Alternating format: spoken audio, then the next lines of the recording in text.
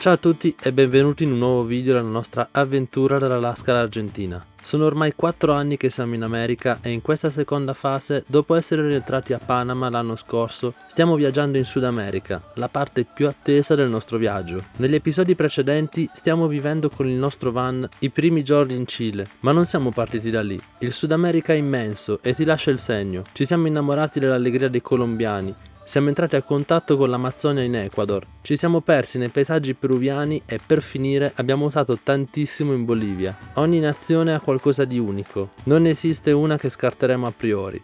Ora siamo arrivati in un punto del viaggio dove abbiamo la possibilità di scegliere cosa vedere. Prendiamo un attimo la cartina del Sud America. Qui la Cordigliera delle Ande è il confine naturale tra Cile e Argentina. È ovvio che scendendo verso sud non potremo mai vedere tutto, ma faremo un po' a zig-zag tra i due stati, ed è proprio questo quello che faremo. Dopo aver visitato il deserto di Atacama e la città di Antofagasta, ci prepariamo ad attraversare nuovamente le Ande, verso il passo San Francisco. Abbiamo saputo che dopo 3 anni di chiusura a causa della pandemia, questo passo di alta montagna ha riaperto da una settimana. Per puro caso scopriremo uno dei posti più incredibili dove ci siamo fermati per la notte a 4000 metri di quota. Da questo momento iniziamo la lunga strada verso l'Argentina, che è l'ultimo stato della Panamericana.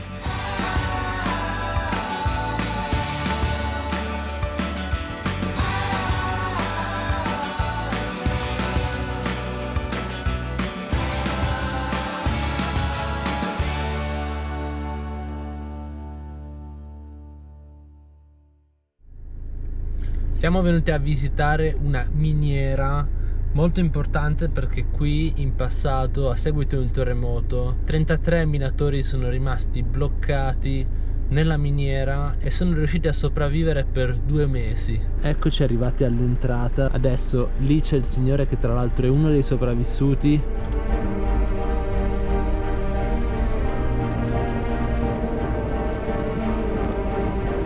La storia di questa miniera è pazzesca. Nel 2010 33 minatori sono rimasti sottoterra a più di 700 metri bloccati a causa di una frana avvenuta nello strato tra i 400 e i 500 metri. All'inizio si pensava che per i minatori non ci fosse speranza, ma dopo ben 70 giorni di attesa i minatori sono stati salvati grazie alla realizzazione di un foro che ha permesso l'inserimento di una capsula che ad uno ha tirato fuori i minatori, tutti vivi.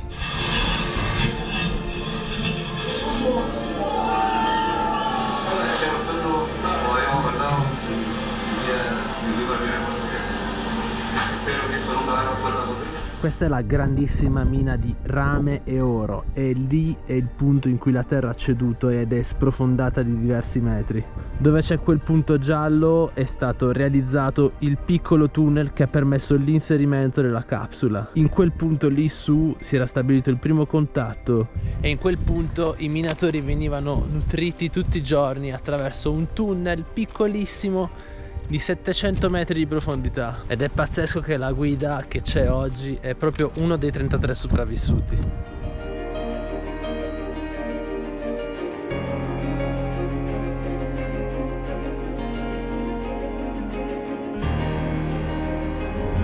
Stiamo facendo gli ultimi chilometri in Cile perché tra poco entreremo in Argentina, faremo una strada molto bella in alto tra le lagune e sarà tutto deserto.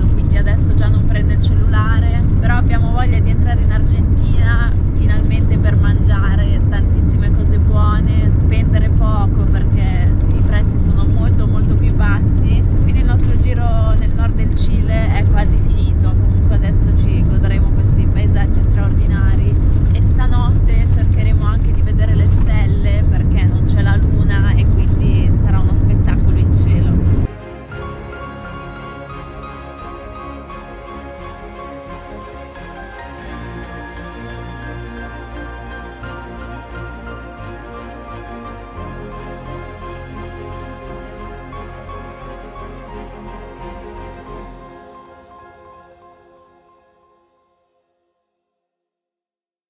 Infatti abbiamo lasciato la città di Copiapó per intraprendere uno dei passi, se non il più bel passo della regione di Atacama. Siamo ancora nel deserto di Atacama, però ci siamo immessi nel circuito dei 6000, ovvero andremo a vedere la maggior concentrazione di montagne alte 6000 metri che si nascondono dietro queste montagne. Ci ha stupito il cartello che dice che la prossima stazione di rifornimento è tra 500 km circa. Infatti anche questa frontiera sarà molto particolare perché arriveremo a una quota di circa 5000 metri. La situazione è questa: abbiamo percorso i primi 80 km, la strada non è asfaltata ma è come se lo fosse, perché è comunque sabbia e pietra, però è abbastanza gommata, quindi c'è una buona aderenza. Nirvan, che ha già acceso le ventole, è pronto a salire a circa 3500 metri. Qui stiamo risalendo questa piccola valle dove il fondo è ricoperto da queste piante. Si sente anche un ruscello che sicuramente porterà le acque dei nevados che ci sono più in alto. Cercheremo di trovare un bel posto comodo per la notte, non tanto freddo, anche per acclimatarci, perché domani passeremo tutto il giorno sopra i 4000 metri e quindi vediamo un po' cosa ci riserva questa ultima notte cilena per ora, perché poi dovremo tornarci.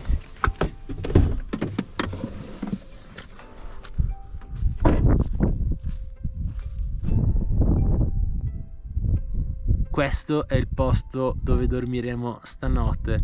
Abbiamo trovato questa valle circondata da montagne sabbiose colorate. Adesso è il tramonto, sono circa le 9 e noi aspettiamo la notte per vedere le stelle, perché qui non ci sono luci nel raggio di 100 km almeno, e vediamo un po' che cosa sarà in grado di regalarci il cielo del deserto di Atacama. Ed eccoci qui, di nuovo soli. La strada del passo chiude nel pomeriggio e nessuno transita fino al giorno dopo. Copiapó, che è la città più grande, si trova a circa 150 km, mentre il primo paesino dell'Argentina è a quasi 300 km. In mezzo ci sono solo il deserto e le Ande. Non c'è praticamente nulla per ore e dall'alto siamo solo un granello di sabbia un po' più grande degli altri. Il silenzio del deserto ci trasporta verso una notte che aspettavamo da tempo. Finalmente, senza la luna, avremmo potuto vedere ciò che rende famoso il deserto di Atacama, e lo avremmo fatto dal nostro piccolo osservatorio su ruote.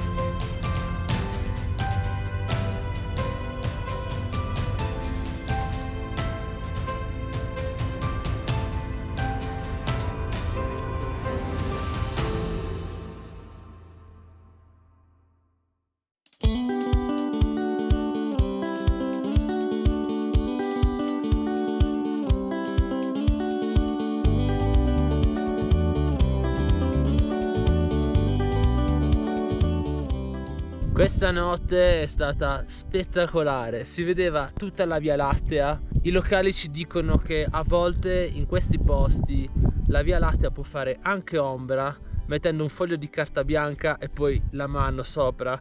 Si può vedere l'ombra di tutte queste stelle. La caratteristica di questi posti è che non piovendo mai è tutto sempre molto secco e quindi la visibilità è ottima quasi tutti i giorni dell'anno.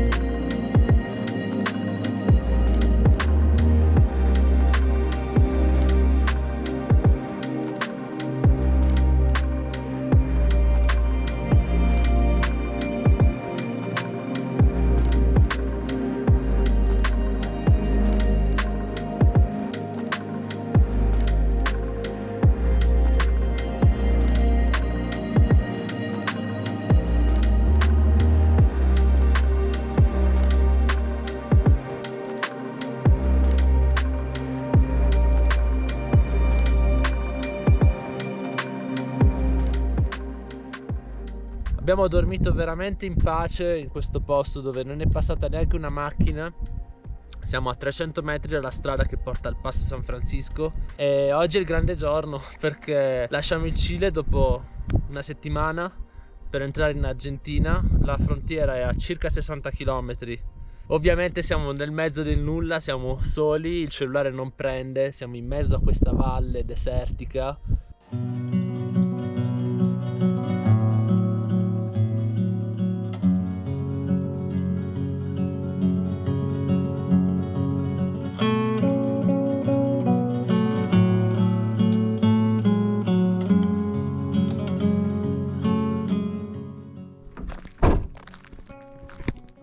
Ormai ci siamo arrivati quasi alla frontiera.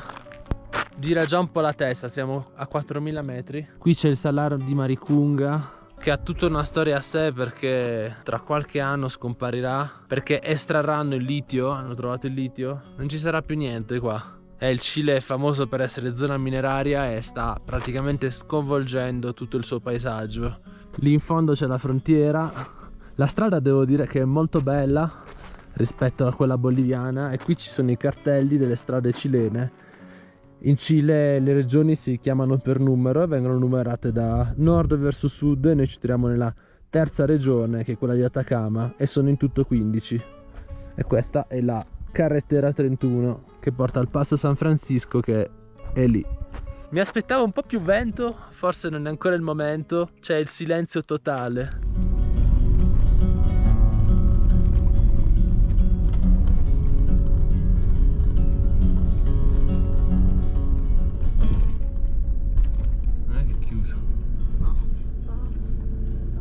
Qua sembra tutto abbandonato, non c'è nessuno. Non c'è proprio nessuno. Speriamo sia aperto. Hola. Dime, Salida del país. Salida del país. mañana, ¿Cómo mañana? lunes y jueves, nada más. No lo sabía porque leímos las noticias y dijeron que estaba abierto todos los días. No, cambiaron la página y pusieron la página solamente los días jueves, los lunes y los jueves. ¿Y a qué hora se puede? Desde las 10 de la mañana hasta las 3 de la tarde. Después, si llegáis a las 3 y media, no te dejan pasar. Vente temprano, que esté a las 7 de la mañana porque aquí se forma una fila inmensa. Entonces, si llegáis a las 7 de la mañana, A las 7 de la mañana. si llegáis a las 7 a las 6, quedáis en el primer lugar dentro de los 5 primeros. Vamos a dormire acá. Ah, no, mira È acá. una casa rodante. Ah, ya, no hay problema. Sì. Hanno detto che apre soltanto il giovedì e il lunedì e oggi è domenica. Adesso siamo qui bloccati e staremo qui un giorno praticamente. Ci dovrebbe essere una stradina che fa il giro da qua, così si può vedere il Salar di Maricunga e passeremo la giornata qua ad aspettare.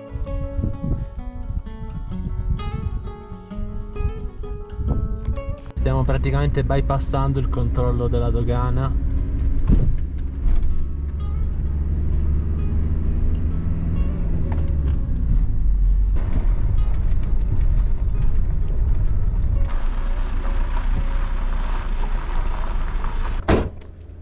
Per fortuna c'è un posto niente male qui al Salar di Maricunga, proprio dietro la dogana. Qui il Salar ha ancora un po' d'acqua e c'è un bellissimo spettacolo. Questo sarà il posto per la notte. Adesso vediamo se mettiamo anche il tendalino. Ci sono anche le lucertole a 4000 metri. Guardate là.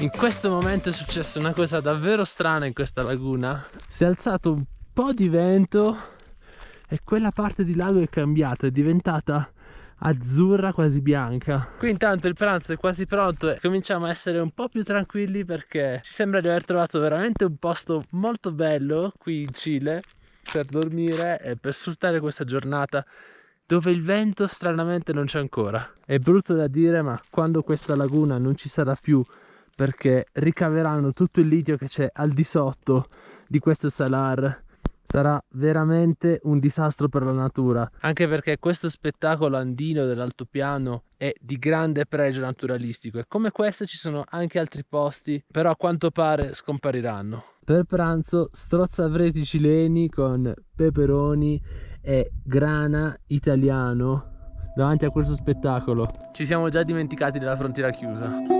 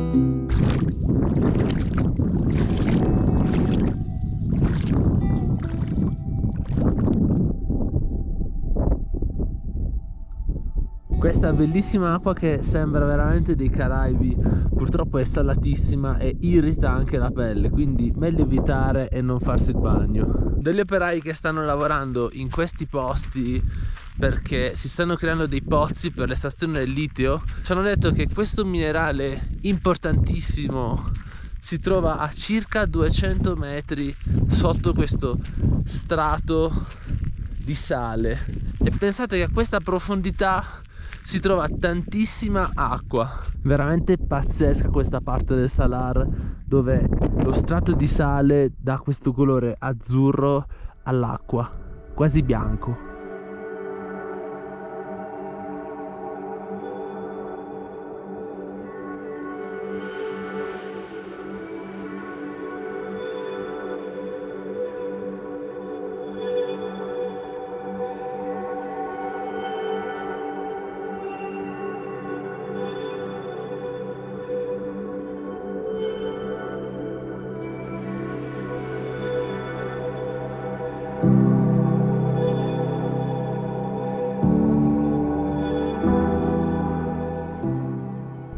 Alla fine il vento è arrivato, sono le 6 di pomeriggio e il sole si avvia al tramonto, anche se ci vorrà tantissimo tempo. Non abbiamo fatto un granché oggi perché non c'è niente da fare qui, siamo un po' bloccati, però è anche bello godersi i posti, osservare e farli propri. E qui ne abbiamo avuto l'occasione proprio al confine tra Cile e Argentina. Tra l'altro una coppia di argentini in quella macchina che sta esplorando le zone del deserto di Atacama è rimasta intrappolata perché la frontiera l'hanno trovata chiusa e dormiranno in macchina questa notte e sono previsti meno 4 gradi. L'unico momento degno di nota della giornata è stato un fenicottero che è passato indifferente vicino al nostro van e quindi io e Sere che mi aspetta lì nel van perché qui c'è tanto vento vi salutiamo, vi diamo la buonanotte e ci vediamo domani e vediamo che spettacolo sarà qua. Questa giornata è la prova che nulla accade per caso. Se la frontiera fosse stata aperta, ci saremmo persi questo posto che sembrava fatto apposta per noi. E non abbiamo avuto solo l'occasione di visitarlo, ma lo abbiamo esplorato e soprattutto l'abbiamo visto cambiare durante la giornata. Il vento e la luce del sole trasformano i colori di questa laguna salata e l'acqua stranamente non è gelida. Voglio assaporarmi ogni attimo mentre Serena si gode la vista dal van. C'è molto vento, ma è tutto perfetto. In lontananza si possono notare i pozzi di estrazione del litio, con tutta l'incertezza che questo posto potrebbe un giorno sparire. Ora ci prepariamo per la fredda notte in arrivo e ci vediamo al prossimo video, così vi raccontiamo com'è andata qui su.